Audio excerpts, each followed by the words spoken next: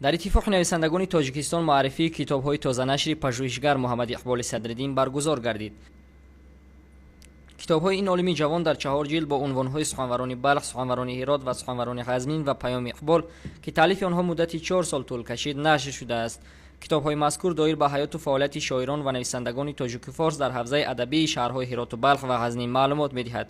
инчунин муаллиф дар китоби паёми Иқбол гулчине аз ашъори шоири маъруф Муҳаммади Иқболро гирдоварӣ намудааст. آینده کوشش میکنیم در این زمینه کارهای را نیز انجام بدهیم و مثل سخنورانی مثلا سمرقند و سخنورانی بخارا و سخنورانی مثلا یا خوجند و حصار و درواز و خراتگین، یعنی کوشش میکنیم ان شاء الله در آینده با این یعنی تو برای مردم خودمان فهمانده بتونیم که ما چقدر ملت بزرگ با فرهنگ و با مدنیت هستیم و دارای اینقدر متفکر و سخنور هستیم. در همین درگاه بسیار بزرگی که برای ملت تاجیک، برای ادب تاجیک.